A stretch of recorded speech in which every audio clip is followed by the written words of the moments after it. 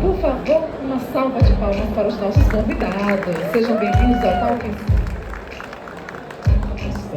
Tá me ouvindo? Opa. Boa tarde, pessoal. Tudo bem? Como é que vocês estão? E aí, Francisco, como você tá? Tudo certo? Tudo certo, e você? Legal. Antes de começar, eu queria saber quantos aqui conhecem Polkadot. Se puder levantar a mão, só para a gente ter uma noção. Ó, tem pouca... legal.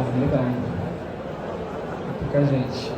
Tem bastante espaço para a gente apresentar o ecossistema, porque a Polkadot está sempre mudando, né? Então muita gente conhece a Polkadot de 2 anos atrás ou a do ano passado e agora ela está uma versão totalmente nova, né, Francisco? Você que está trabalhando com isso sabe que a galera está sempre atualizando, né? O tempo inteiro. É uma loucura, assim, estar acompanhando até quando você está desenvolvendo no próprio ecossistema. Cada semana está acontecendo uma coisa nova, tem propostas novas passando no OpenBorg, mudanças gigantescas na chain. E é um aprendizado contínuo, assim, mas muitas coisas novas e bem legais. Exatamente. E eu queria te levantar uma pergunta, então, por que Polkadot, na tua opinião?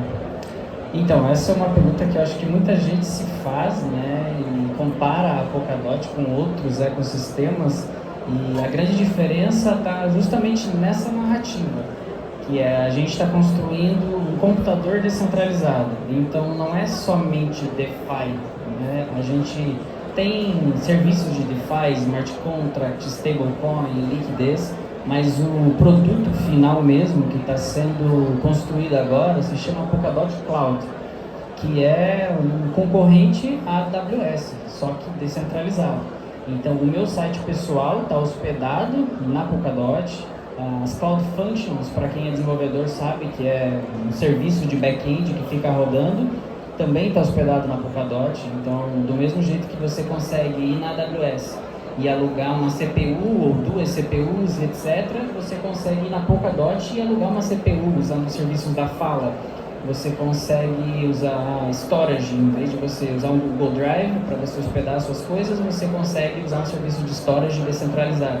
Então a ideia é justamente essa, de você ter realmente um computador descentralizado, muito além de transações financeiras. Então a métrica para medir o sucesso da Polkadot atualmente não é mais quantas transações, quanto de dinheiro de liquidez que está sendo transacionado, mas é realmente uso de computador, é CPU time, né? Do mesmo jeito que você vai medir a AWS, você não vai medir, tem tantos e-commerces que transacionam tanto dinheiro. Não, é quanto do CPU está sendo utilizado, né? Então a Polkadot Cloud ela é muito mais ampla em termos de computação.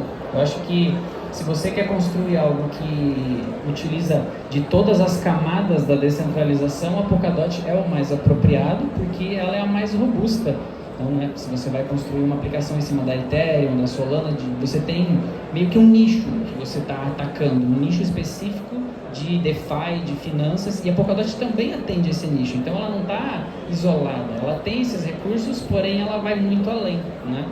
Pô, e no cenário atual de política, isso, acho que isso liga muito bem com o Gem, por exemplo, porque qual a ideia do Gem que tem sido falado muito na Polkadot agora? É basicamente um computador global descentralizado. E, o cenário político atual que a gente está vendo, está tendo tarifa para cá, tarifa para lá, sanções econômicas, daqui a pouco se decidem sancionar um país e desligar acesso a serviços de cloud, por exemplo. Exatamente.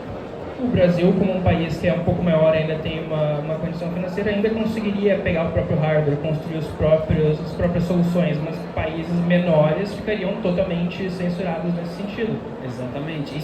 Essa é a proposta do Jump, né? Que até está nesse slide. Eu acho muito bonita essa imagem, porque ela meio que junta um pouco de toda essa complexidade, né? Então a Polkadot ela é feita para desenvolvedores. Por isso que quando usuários que estão acostumados com Ethereum e Solana vão usar, ficam meio confusos e perdidos ali, porque é tudo tão técnico e difícil. É porque ela foi construída tendo isso em mente, de fornecer uma infraestrutura robusta, descentralizada. Então, pegando o exemplo que você mencionou, né? Se por alguma razão os Estados Unidos, que hoje é o provedor de cloud do mundo, né? A AWS e Google Cloud é muito utilizado por vários países, ao redor do mundo, se da noite para o dia, ou por qualquer razão, eles decidam cortar o serviço ou interromper, dizer, não, tal país não vai mais ter acesso aos meus serviços, aos serviços de cloud de empresas americanas. Como você mencionou, o Brasil tem capacidade do tipo legal, então eu vou usar os meus próprios. A gente tem local web, tem HostGator, tem alguns servidores próprios de cloud, mas muitos países não têm essa capacidade. Então eles vão precisar de um serviço, ou eles vão migrar para um serviço da Europa, por exemplo, mas eles estão sempre debaixo desse mesmo... de alguém. Exatamente, desse single point of failure, né? Que a Web3 veio para resolver isso, é você não ter um ponto de falha.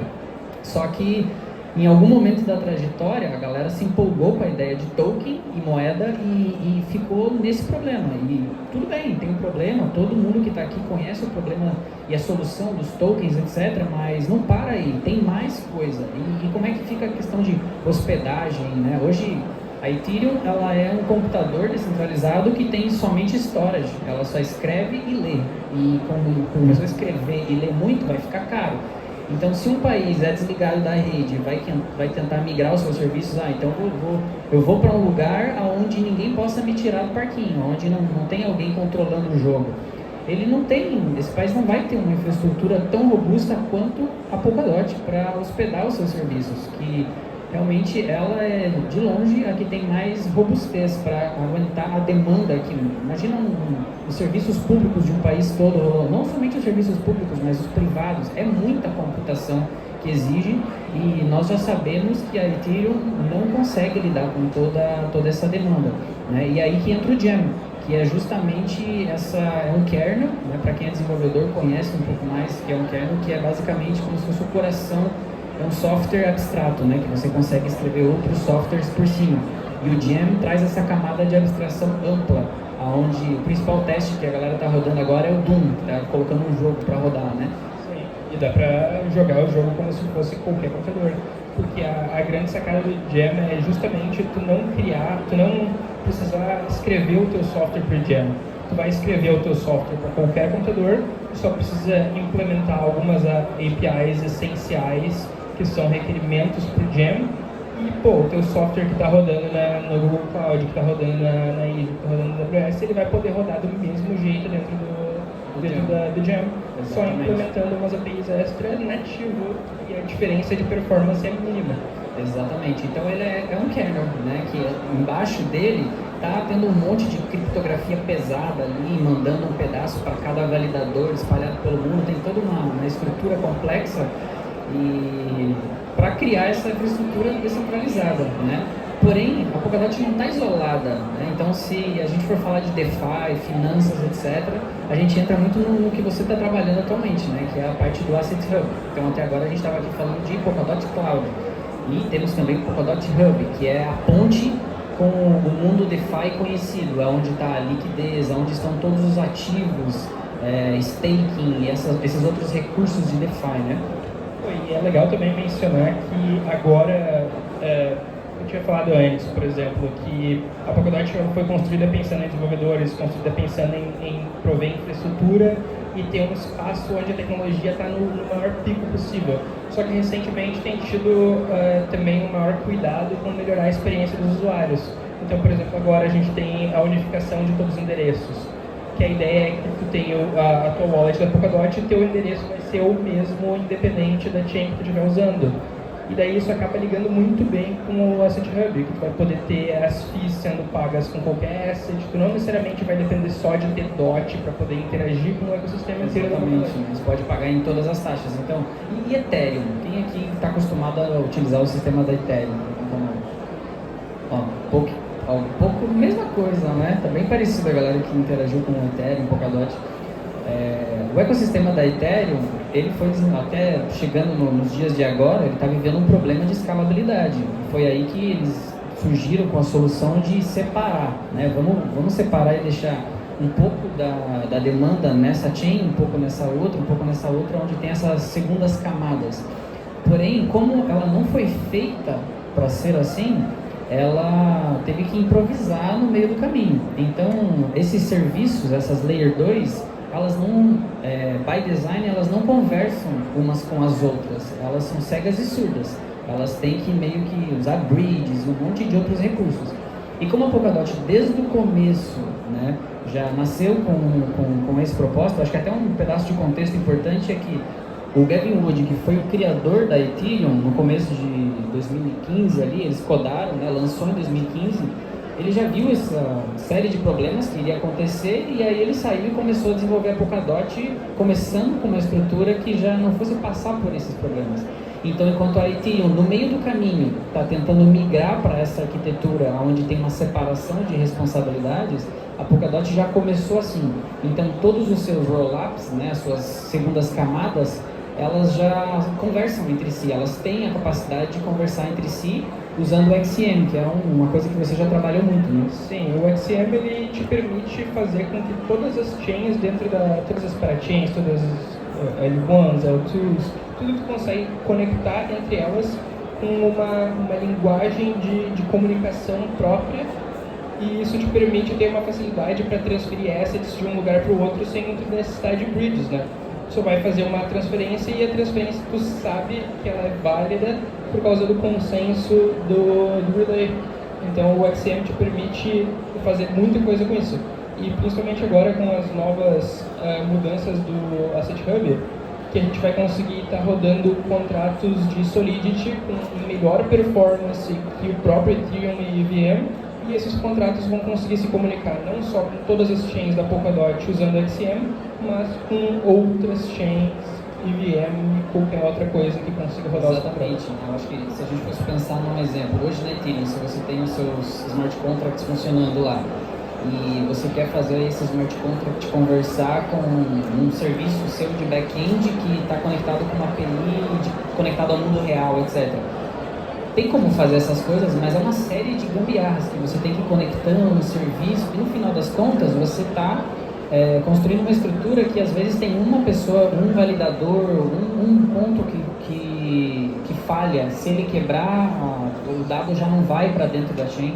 Então, como a Polkadot tem esse serviço de cloud, você consegue ter o seu serviço funcionando, provendo o serviço que você já está acostumado dentro de AWS ou qualquer outra coisa, e consegue fazer esse serviço conversar com um pool de liquidez, consegue fazer esse serviço conversar com tokens, com todo esse mundo novo, né? Então esse mundo novo que todos nós aqui estamos conversando nessa conferência de Web3, ele está meio deslocado do mundo real, né? Ele é uma série de problemas, até tem esses memes, né, de que é um problema procurando uma solução, tirando a parte de pagamentos, que a gente sabe que stablecoin furou a bolha, é uma coisa que todo mundo conhece, mas o resto, muita coisa é de bolhas, né? As pessoas não tá conectadas ao mundo real.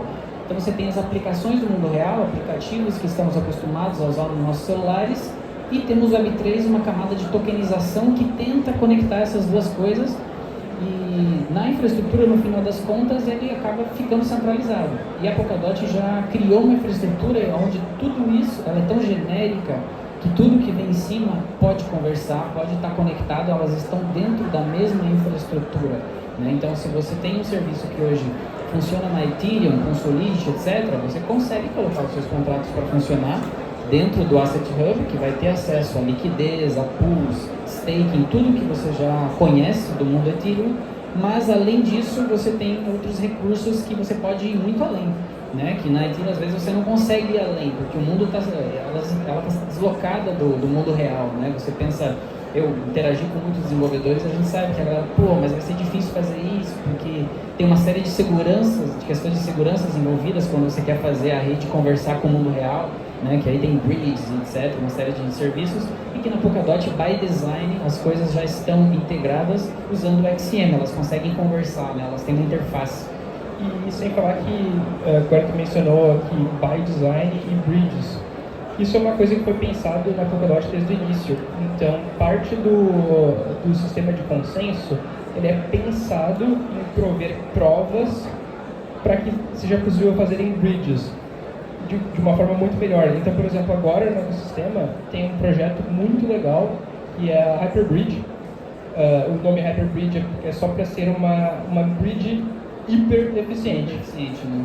E o que eles fazem eles estão provendo provas de storage, provas de outras chains. Então são state proofs de qualquer chain VM, por exemplo, porque normalmente quando tu precisa fazer uma bridge, tu precisa consultar muitas coisas, e isso sai muito caro, porque prover essas provas requer processamento. O que eles estão fazendo é processando tudo para todo mundo ao mesmo tempo e provendo uma prova final. Então, usando a Hyperbridge, por exemplo, tu consegue fazer bridge de token, que é só um mint burn, extremamente mais eficiente, muito mais rápido, além de prover a prova do storage. Essa é uma dúvida real que eu tenho. Com a Hyperbridge é possível conectar com Bitcoin? Sim, já está sendo usado agora. Inclusive já estão fazendo pools de liquidez que seja de VDOT da Bifrost diretamente para dentro da Ethereum em pares de tokens que já são cross-chains nativamente, usando a bridge. Legal. Então, isso aqui é muito poderoso na Polkadot, porque você tem o Asset Hub, né, que está conectado, todo esse desenvolvimento conectado com o mundo de criptomoedas mesmo, Bitcoin, Ethereum, Solana, os tokens, né, etc. Mas você também tem uma outra robustez de software sendo construída, que ela é mais aberta, né, que ela é mais capaz de trabalhar com outras coisas, né? Exatamente. Bem nessa linha. Tudo que está acontecendo na Polkadot está sendo desenvolvido por diversas pessoas e são muitas iniciativas que estão acontecendo ao mesmo tempo e está tudo se caminhando para uma computação centralizada. Né? E a parte mais legal, assim, para mim pessoalmente, né?